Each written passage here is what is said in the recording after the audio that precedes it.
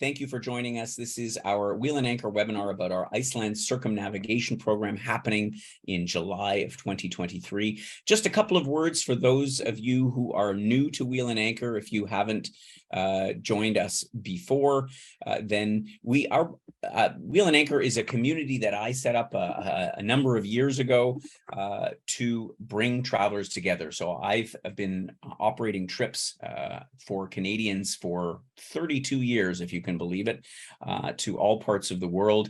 And the reason that I decided to start this community, this tour company, was because what I found was that when like-minded people, Canadians in particular, get together and they travel the world, it really is a difference in how we behave, how we look at things, how we experience, how we enjoy,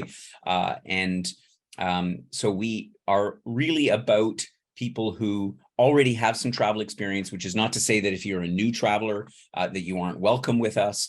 But what you'll quickly find is that the dynamic of the group, it's a little bit like a club. I hate to call it a club, but it has that feeling. Like you come on board and immediately you're welcomed by everybody. It's a great feeling of inclusiveness. And most importantly, how we are treated by the people that we visit. We take great pains in selecting our partners overseas, and they really appreciate, because I always get compliments about our guests, our members traveling. And so this is what we're all about, is bringing travelers together. And in the process of doing so, we allow you to become really well-traveled, and again, well-traveled at another level of understanding of local culture, of people, of customs, and all those things. And if you've read our Traveler's Creed, and I've had a lot of feedback recently about it from members that have joined us, it's about having that sort of soft touch when you go to a different country and really feeling like a guest in someone's home. And in doing so, the respect that we garner and the respect as Canadians means that we become connected to the people that we meet along the way. So that's really what we're all about at Wheel and Anchor. Joining me on the webinar today, my name is Gordon. I'm the founder of Wheel and Anchor, for anyone who has not participated in one of our webinars before. Paula Sarnik, you see her picture there on the screen. She's just trying to sort out our technical issues with Svenja, is also on the webinar today. Barb is part of our team, part of our trip specialist team that looks after our members that are interested in going on our trips. And I was hoping to introduce Svenja Laukart from Iceland, who works in the office of the expedition crews and has obviously a ton of experience in all parts of Iceland, and was going to give you a little bit of the insider tips, but nevertheless, we're going to do our best to continue without her. Today, the agenda is for you who, as we put on our webinar here, you are curious about experiencing impossibly picturesque nature. I think that's a great way that Joel has expressed what Iceland is all about. And I'm going to take you on a little tour today, a digital tour of Iceland, where we're going to be heading next year. So without further ado, let's look at the program, starting with the map. Obviously, this is Iceland. Here you can see in the inset, roughly it's a little bit closer to Europe than North America, but a lot of times we've flown over. If you've flown from most parts of Canada, at some point you've probably flown over Iceland, and you look down and you can see the mountains, the volcanoes, and this incredible landscape. And so the thing about Iceland is, some people go and they'll, rent a car and to sort of go around the island, or they'll go on, more of a sort of a conventional a bus tour. But there is limitations to what you can reasonably do because even though it's not a big area, various parts of it, particularly the parts we're going, look at Ísafjörður up in the northwestern part of the country, or Seyðisfjörður on the east coast. These places are really difficult to reach by road. In some cases, not possible at all. And so we get to see parts of Iceland that, the average traveler just doesn't get to see. And so our program starts in Reykjavik. We're going to spend the first 4 nights there. And from Reykjavik, we can do some of the classic and traditional things to do, the Golden Circle. If you've ever researched or thought about going to Iceland, And I'll talk a bit about that in a second. And we have a lovely hotel that's not too far from the city center.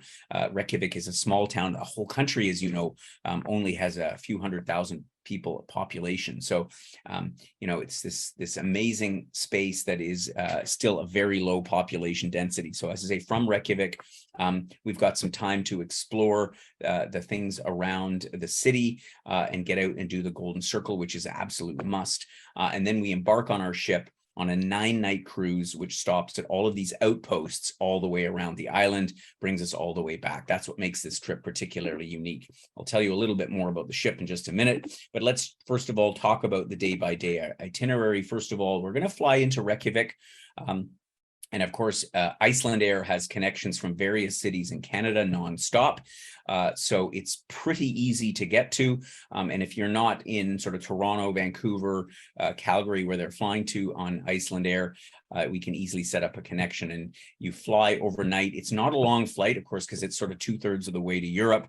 You typically arrive first thing in the morning. And, as you fly in already, assuming the weather's great, which in July, it's pretty reliable, you get a sense of this just breathtaking coastline. And so we'll arrive in the morning. Some people may even want to come a day or two early, which obviously we can facilitate. We'll bring you into the center of Reykjavik for our first 4 nights. And it's from here, as I say, that we'll be able to explore some of the things that, the majority of travelers see. So, for example, on our Reykjavik city tour, what's interesting about Iceland, and again, you've probably read about it, seen it in National Geographic, seen the pictures of the volcanoes, for the most part, also the hot springs and the geysers and so on and so forth. But the other thing about Iceland is, particularly in Reykjavik, this incredible infrastructure that they've built. I mean, again, remember that this whole country has a population that's like a borough in like a part of Toronto, and yet they have built this church, for example, which I find is totally amazing. It mimics the basalt columns that you find in the shoreline of other parts of Iceland. Also, the art museum, which is designed after the Northern Lights, all in glass, magnificent. And the beauty in Reykjavik is pretty much everything is within walking distance. And so when we arrive in, you can, we probably won't be able to check into the hotel if you arrive on a flight first thing in the morning, unless, of course, you stay an extra night. And but you can wander around and see some of these incredible structures that have been built that are really, really unique. And again, they're an evidence of the wealth that this small country has, that they've been able to create these incredible I jumped ahead. These incredible structures. So Reykjavik is really, really well known for that. And we'll spend a half day learning a little bit about the history of Iceland, seeing some of these amazing buildings, and really enjoying the flavor of the town. The other thing that you might do, so we've got a free time here and there. Actually, we've got a whole day in Reykjavik. Of course, the geothermal aspect of the island is one of the things that's really popular. So I know that when I've been there before, you arrive, you have a bit of jet lag, and it's sort of half of a flight to Europe.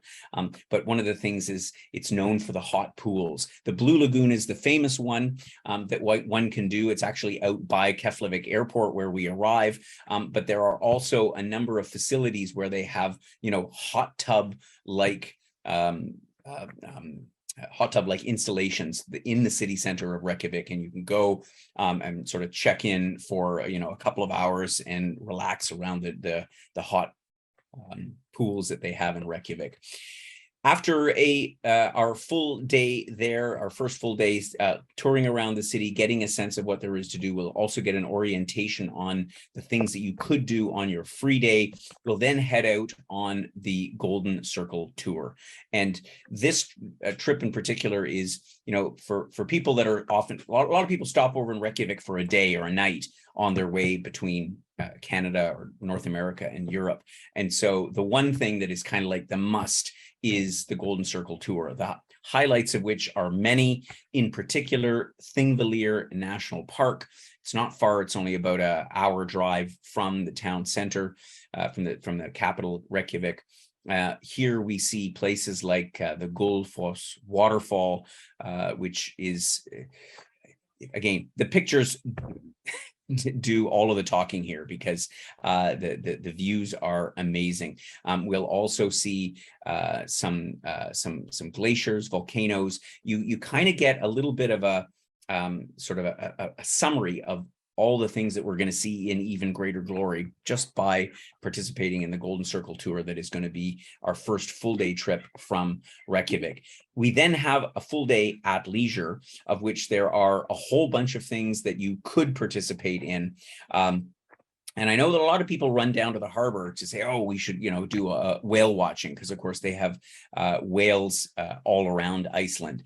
But it's actually not the thing that I would recommend doing in Reykjavik, because we're going to be in the best spot for whale watching up in Húsavík later in the program, and we have a whale watching program from the ship. But there are still a number of other things that you can go on. You can go on short half-day or day-long, walking trips around Iceland. You can do some, there's some great museums. There's like a geothermal museum where you can learn all about the role that plays in their economy, because of course, every single building in Iceland, pretty much, or in Reykjavik, is heated by the geothermal water that is pumped from the earth. In fact, all the sidewalks in Reykjavik have heated cables underneath, so that so they don't have to shovel snow. It's really quite amazing. But there are a myriad of things to do, and so if you didn't already figure out what you wanted to do on the free day, you'll have time to, as I say, to go around and check things out on yourself. We'll then get on board on our ship on the 5th day, on July the 11th, and this is the MS Sea Venture that will be our expedition ship for the program. This is a great vessel. She's her bones are a little bit older. She was built back in the 1990s by the folks from Albatross Expeditions, the now retired founder of which was an old acquaintance of mine from the travel business for many, many years, a lovely chap from Denmark. And he built this ship. This was, again, when expedition cruising was still in its relative infancy. And so it's really ideally suited. It holds about 130 passengers, so it's relatively small as far as ships go. But at the same time, it has ample space such that you've got some of the amenities you would expect on a larger vessel. So you've got, a lounge area and bars. You've got outdoor patio seating. They put blankets out everywhere. So even if the weather is cooler, particularly in the evening, you can still sit outside and enjoy. They've got a sauna on board, excellent dining. Here's a picture of the sauna even. And what I like particularly about this ship is that the cabins are, I see that Svenja's able to join us. So that's good news. So I'm going to just bring her on board, because she can give us some details about the rest of the program. So just bear with us for a second. And we should have Svenja just in a moment. Yes, I just forgot. Hello, Svenja. Thank you. Yes, we were having some technical difficulties, so we're just basically at the ship. So you haven't missed too much. In fact, we're just getting into the itinerary on the ship. So I'm glad you could join us, because yes, I know you have so many great insights about the trip. So we were just talking about Sea Venture, and I was explaining how she was built in the 1990s, but you wouldn't know it by looking at her now, because she's been fully renovated, refurbished. And what I was saying is that what I like about this vessel is that the cabins are even the lowest category of cabins. First of all, they're all outside cabins, right? We don't have any inside cabins. Correct. And they are pretty generously sized for a vessel like this. So they start at about 18 square meters. So that's about 190 square feet. So the cabins are a decent size. You can see here, this category here is, I believe, category 2, if I'm not mistaken, this particular cabin. Does that sound right? So it sounds right. Yes, sounds they right. all look almost the same. So They yeah, all look almost the same. So the difference in the categories here is basically, and here you get a sense of the washroom facilities. Again, quite modern, lots of space. I always say the rule of thumb is, can you bend over in the shower to pick up a piece of soap? And I think the answer to that is yes. That's my sort of standard of comfort for cruises. And again, the difference here is really some of the higher category cabins have a balcony, like is pictured here, but they all come in double or twin configuration, so 1 or 2 beds. Well, not all of them, but we have availability for both. And then there are a couple of suites available on board the ship as well. As I say, in total, there are 65 cabins. Is that right on the vessel? Yes, I think so. 164 maximum passengers. So Okay. that sounds about, with all the triple occupancy and fourth occupancy being There possible. you go. Yeah, so that's the ship, and as I say, she is really ideally suited for this kind of a program going around Iceland, and a number of the cabins feature our balcony cabins, and in July, of course, where you have very, very long days, of course, because you're almost at the Arctic Circle, it's can be nice to sort of sit outside and enjoy a drink. I think that regardless, the important point here is regardless of the cabin category you choose, because some people I know on regular cruises are a little bit fussed about, oh, well, I should get a balcony cabin or this kind of cabin or a suite, or, do I spend the extra money? Here's the thing. This is an expedition cruise. You're at the end of the day, probably not going to spend much time in your cabin. And so that's a really important point. There's shore landings, excursions every single day of the program.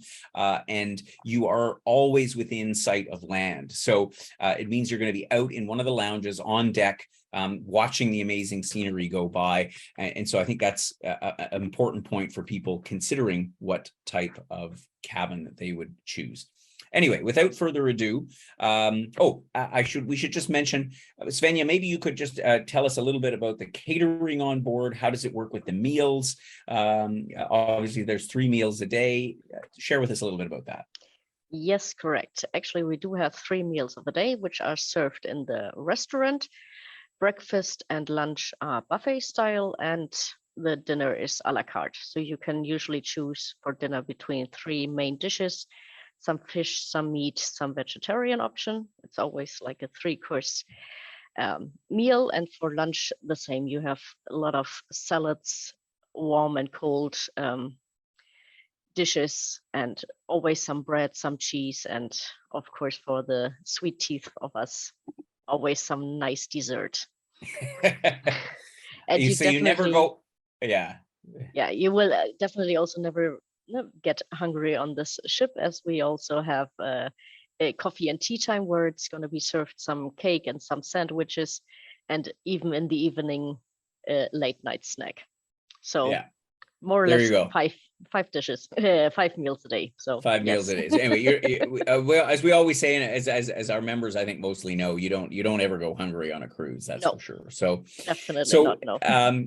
Going back to the itinerary, so we will have departed in the late afternoon from Reykjavik on our 9-night circumnavigation, and the first morning that we arrive will be at, and I am going to butcher the names of these Icelandic towns. I'm sorry about that, but that's why we have Svenja here. Stykkishólmur. And whatever, almost. That's what Svenja always says. Yes. Almost. I almost got it right. Not quite. Anyway, please tell us a little bit about our first stop on the trip. Yes, so then we will actually be on the Snæfellsnes Peninsula, which is also called Iceland in miniature, because a lot of all the different landscapes we find throughout Iceland are combined in this small little peninsula with lava rock formations, glaciers.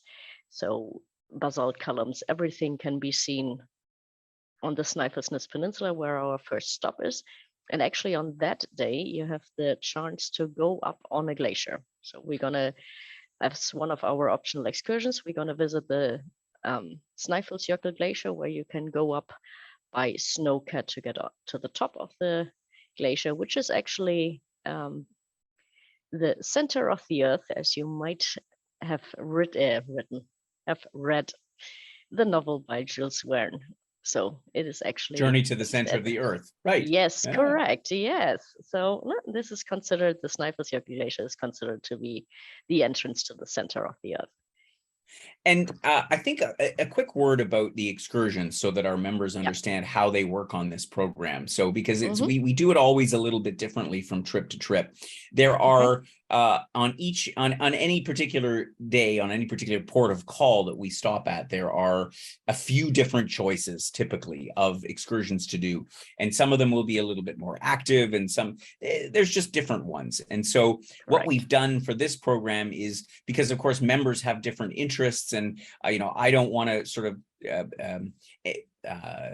anticipate what any one person would like to do. So we've included a $500 US dollar, because all of the excursions on board are done in US dollars.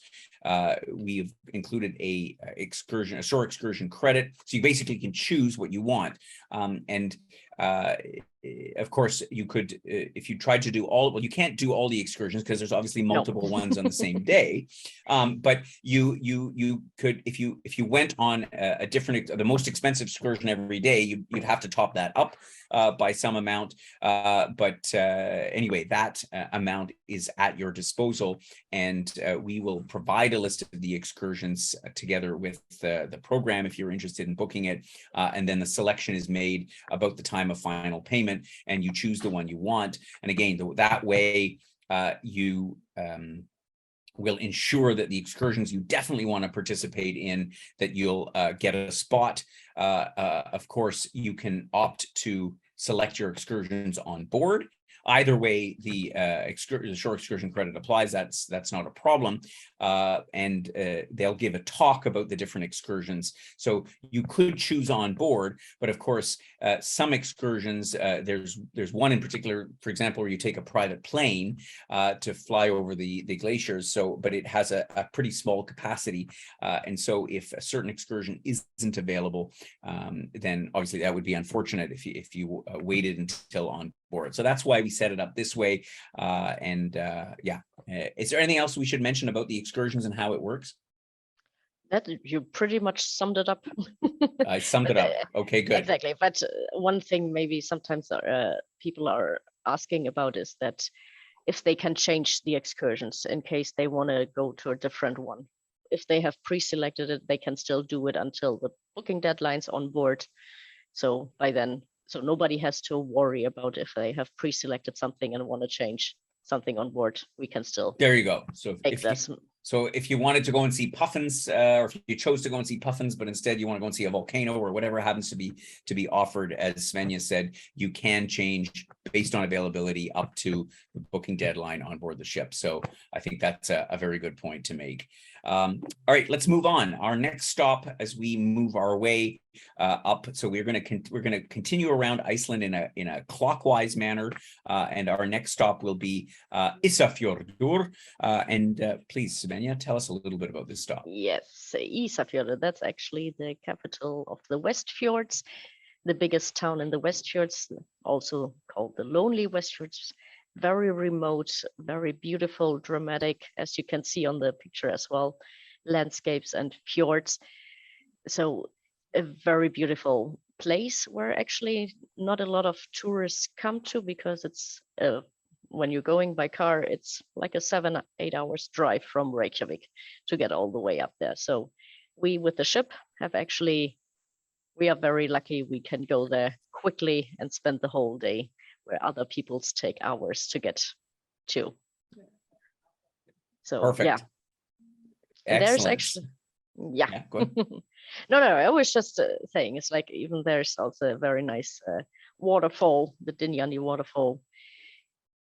waterfall flowing down in cascades. So of course, but all over Iceland we have beautiful waterfalls all over. Everyone special and different in its kind. So no matter if you think you've seen one, no, you definitely haven't seen all of them. So they are Exactly. not getting tired.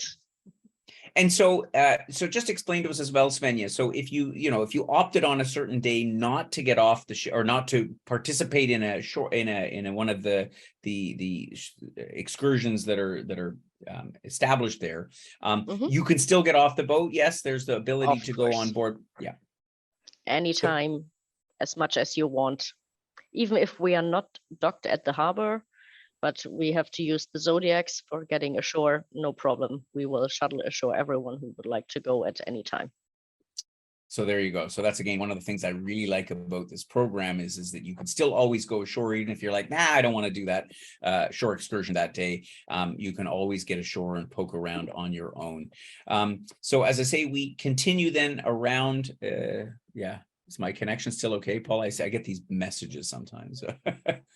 All good. Okay, we're going to continue again around to the north with our next stop being up at Siglufjordur. And I probably screwed that one up too, but that's okay. Svenja is going to tell us about it anyway. Why is it called the Klondike of the Atlantic? Oh, okay. I just see it. It's like it's actually a small, very small fishing village which became very popular because around that town there was a herring boom. So this town became popular because of the herring, and even actually because it was working on the women's equal rights. That's one of the first places in Iceland. So actually all the women because of the herring boom actually started working and getting paid the same amount as men would do. So that was what it's actually, this town is very famous for, and it also has an award-winning museum, which is definitely worth a visit while being in Siglufjordur, because it tells the whole history of the herring era, which made this small fishing village very popular. There you go. So the Klondike meaning is it wasn't a gold rush, it was a herring rush. Yes, correct. Exactly. So we then continue our journey up again. So now we're really pretty much almost due north of Reykjavik, and we get to Flatey. Yeah. Flatey? Flatey. Flatey. Flatey, yes. Correct, which is actually a bird watcher's paradise, a very small island. Not many people go to, not even cruise ships. So we have a special case here that we are allowed to get there. And it is, if you want to see puffins, and of course everyone wants to see puffins, you go there because that's the paradise for puffins. Thousands of puffins you can watch in its beauty with no one else around you, of course, except for the other travelers, but everyone else, no tourists, nobody, just you and the puffins. Amazing. And amazing. And Yes. puffins are really quite unique birds. We won't go into a whole discussion about that, but they are, yeah. They're fascinating. It's like, I'm yeah. not a huge birder myself, but puffins is something I would make an extra trip to go and see. They are really, really cool. Exactly. And they're quirky sort of little birds. I think an important point to note here as well is when we're particularly on the north shore of Iceland, but I mean, the whole country is, as I mentioned, is really just below the Arctic Circle, which means in July, we don't have the midnight sun, but the sun is shining until very, very late at night, and it sort of goes down a bit. And probably actually in July when we're here, you never actually, it's completely black. It's exactly. You'll still have some light, like a little bit like you see in the photograph here, which is neat because there's so much to sort of take in and behold. And it's one of the reasons I wanted to stick close to summer equinox, because as I say, even late at night or early in the morning, you still get to admire. And sometimes the light at this time of the day, later in the night and the earlier in the day, makes for some incredible pictures. So just a side note that I wanted to make. We continue Húsavík, which is the whale Iceland. And as I said at the get-go, if you were thinking of on and go from here, what's the deal in Húsavík, Svenja? Oh yeah, whale watching capital. of the north of Iceland, all over Iceland. They have 97 to 99% of chances of spotting whales. So in the past years, there's actually, and I'm doing this since 2016, I'm on board the ship. So, and I haven't had a single trip without whales on our whale watching excursion. So definitely very nice. And especially if you use the rip boats we are offering actually for our excursions, you get pretty close to the whales as well. So like 2 meters. And with those boats, you are so fast, so you can not chase the whales. Of course, this is all, they even work with them and they explore them, and they have scientific people over there. So it's definitely not like maybe people would think it's like, okay, no, this is they are just going for the money. They are actually working with those animals over there. They even know Right. their names and everything. So Wow. yes, they are very sustainable there. So definitely, if you want to see whales, that's your best chance of doing it in Húsavík. And so I think that's a really good point. So that the naturalists who are operating this trip are not from the ship, but rather from there. I mean, as you say, they Yes. are people who are working with the whales. So you're not just, getting some expedition leader, not to say that there aren't great expedition leaders, but you're getting whale almost scientists, right? I mean, as you say, Yes. they know the names of the whales, and that really, really makes a difference as well, because you really get to understand how they live in this, this habitat. Yeah. Yes, correct. Exactly. And if I'm not mistaken, Húsavík is also the port where the ferry comes in from Denmark, or is that the next town? That's the next town. That's the next. Okay, I always get I get the two mixed up. So as I say, our journey continues now, and we're now on the west coast of Iceland again, very remote, quite far from Reykjavik. If you were to travel by, east, excuse me, east coast. It says west. East. There you go. Typo. So this is the east coast, and as I say, it would be quite far to get up here by overland from Reykjavik. Well, the scenery speaks for itself. Apart from it being the terminus of the ferry that connects Denmark and the Faroe Islands and Iceland, what else can we say about this place called Seyðisfjörður? I have to try and say all these places. Yeah. Yes, it is actually it is a very important, or has been a very important port in the former years, as there was the first telephone cable, electronic telephone cable. The first telephone cable and satellite was put up in Seyðisfjörður. So it has actually also a technical museum, and it's very neat. I don't know. It's like, I like this place because also it has a lot of hiking options for yourself. You can just go out from the ship and just continue walking into those beautiful mountains. As you actually can see on the picture itself, there's even a waterfall. So when you get off the ship, so right in the middle, yeah.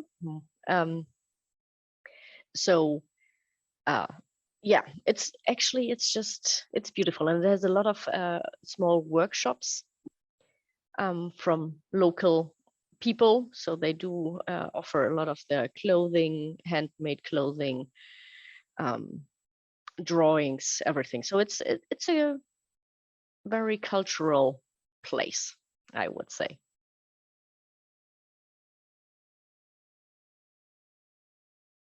Can you still hear me? Yeah, I can still hear you. Okay. I think, okay, good. I was just wondering. Yeah, perfect. And so I think that's a very important point, because these settlements are obviously all very small, these towns. I mean, most of them have probably 1,000 people, or even only a few hundred. Correct, yes. Yeah, exactly. And so this, when you arrive there, it's like, it's a community. Imagine going to a small village or a town. I mean, everybody knows each other. And I think that's quite a special feeling that you have in Iceland, and makes, a unique, when you come into these towns, it's a very unique experience. So we continue on over. So now again on the east coast of Iceland, and we come to Djúpivogur. Yes, that is our starting point towards the famous Glacier Lagoon. So I guess that's, it's definitely a must-see. Everyone wants to see floating icebergs on a lagoon. Even if, and I'm really sorry for this, but Djúpivogur is the closest place we can get towards the Glacier Lagoon, but it's still like a 2.5 hours ride by bus to get there. But it's definitely worth it. As you can see, the small boat, this amphibian boat, that's what it's been used for, going on the lagoon and being surrounded by icebergs. Even maybe see some seals playing around in the lagoon, and afterwards actually, which I think is even a little bit more interesting and more exciting for me, at least, seeing icebergs on a black lava beach. That's like crazy when Wow. you see So, it. It's like, yeah. so these beautiful white and blue icebergs on black sand, basically. Exactly. Black, yeah. It is photographic in its way. That's what I actually love about this tour the most. I mean, of course it's nice, but sorry to say, I've been to Greenland, so I've seen a lot of icebergs, but small icebergs on black lava beach, nice. Nice, very cool, quite a contrast. And the picture, yes, here again speaks 1,000 words, with this massive glacier that flows down, which is obviously where the icebergs are coming from. So a terrific stop. So we now continue on, and we're on basically the last day of the cruise before we disembark, and we end up here in the Westman Islands. And I'm not even going to try to pronounce this one here, but what will we find here in this town? Yeah, in this town, on this island. I mean, imagining we're stopping at another island, so not Iceland Island, but another island. Right. It's a volcano island. So everything what you see, especially on this picture, you can already see 3 volcanoes. This island is full of volcanoes, and actually there's one volcano where you can still feel the heat if you go on top. If you put your fingers on the ground, you can still feel, no, not heat, maybe, let's say warmth. Warmth. Yeah. Warmth, yes. So it's actually, that's so special about the island. It's like it has had so many volcanic eruptions, and even rose out of a volcanic eruption by itself. And there's a very nice volcano museum called El Tema, which is actually focusing and telling the story about the last eruption in 1973. And there they dug out a house which was covered under the lava. And you actually can say it's like this small town there. When the volcanic eruption happened, nobody got hurt.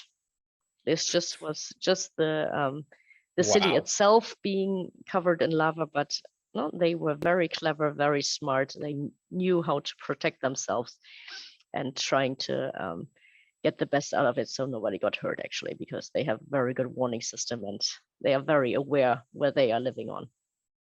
You could only imagine in Iceland, and again, this is what sort of some of the interesting insights that you get is, what it's like to live on an island that is full of volcanoes, which go off from time to time. I mean, we are all remember the Fjallajökull, yes. That one, of course, the famous volcano that went off of several years back and suspended all of the air traffic over, and the Icelanders they're kind of used to this, but for us as travelers, you see this and you think, wow, what is the impact on life to have to deal with these occasional eruptions and so on, all of the impacts that you have living on a volcanic island. So in any event, we will, after 9 nights, I think you will be absolutely blown away and mesmerized by all of the things that we've taken in on this circumnavigation, as well as on the land portion of the trip. It's an amazing experience. And as I said, I have not actually participated in this program. The little bit I've seen of Iceland has left me dying to go back. So I'd love to come with our members. I'll just give you a couple of bits of information on this program.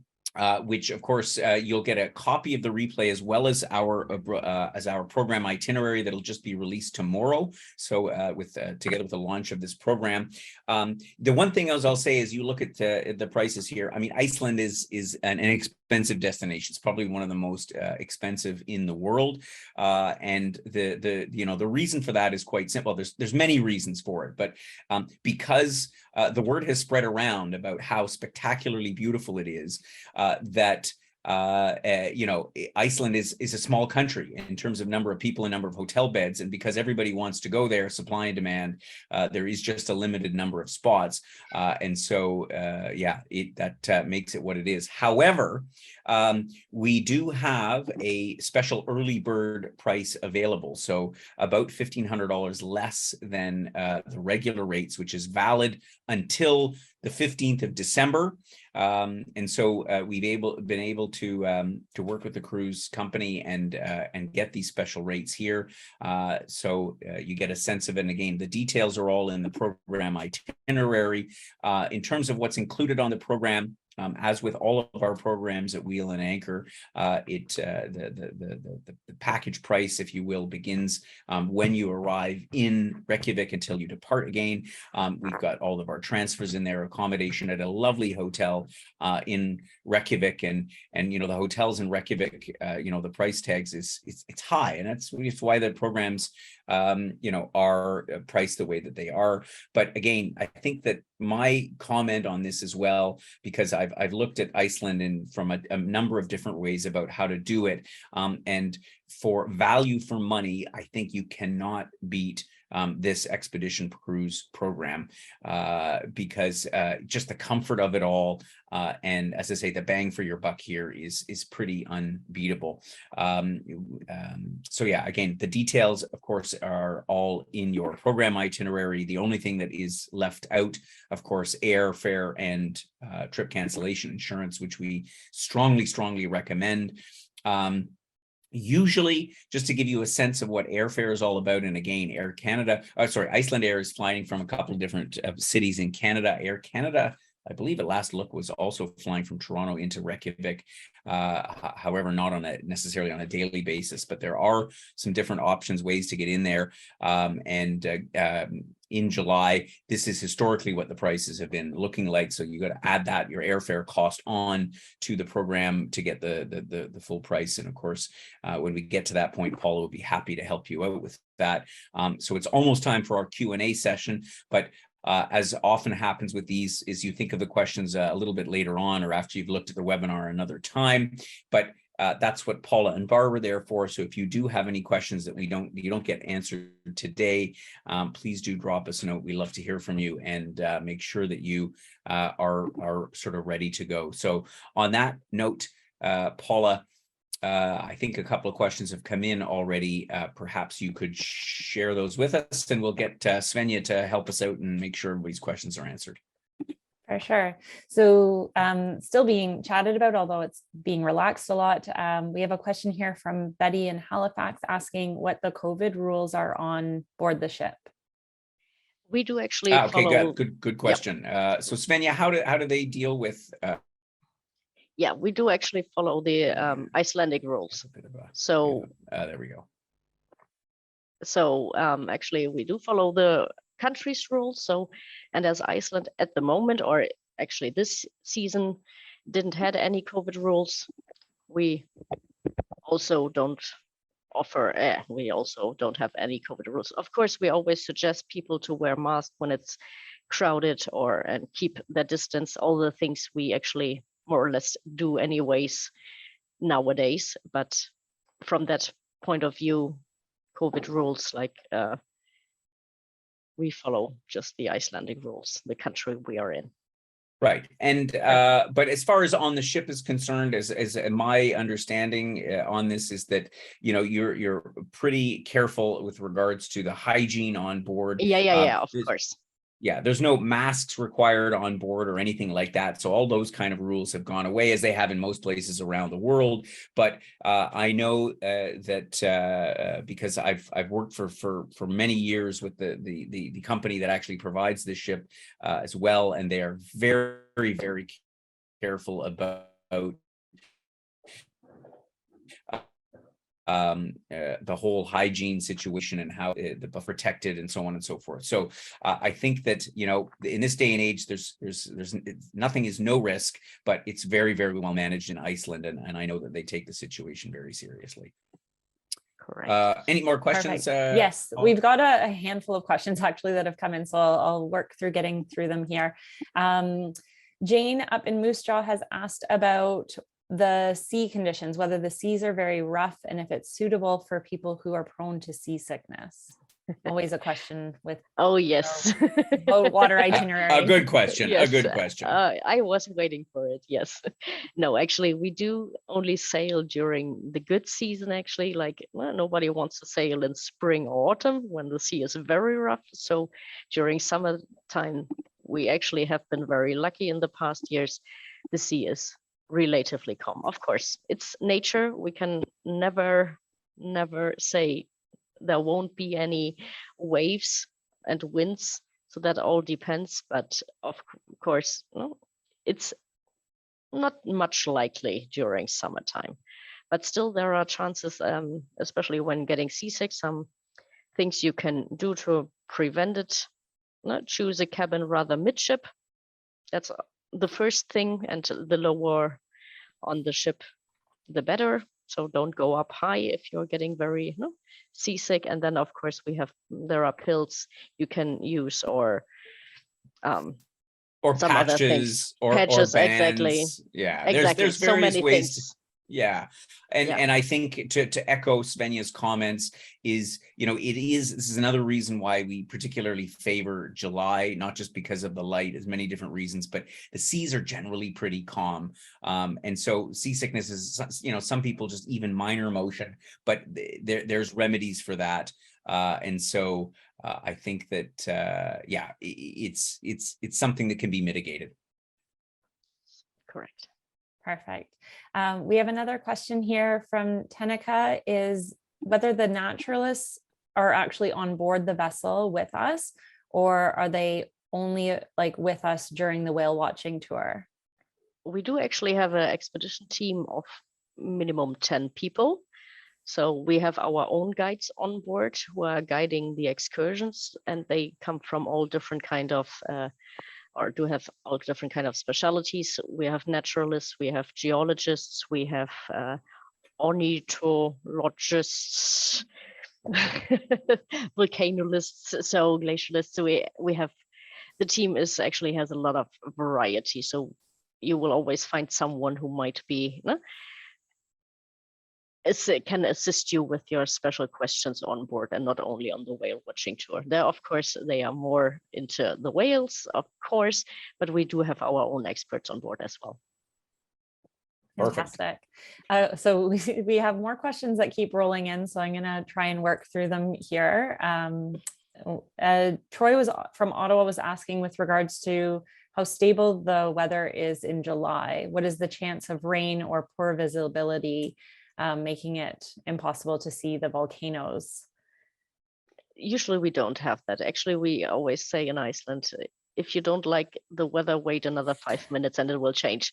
So, and pouring rain, yes, we do, of course, have it from time to time, but usually not the whole day. It's sometimes only like for half an hour, 1 hour stops immediately. So actually weather and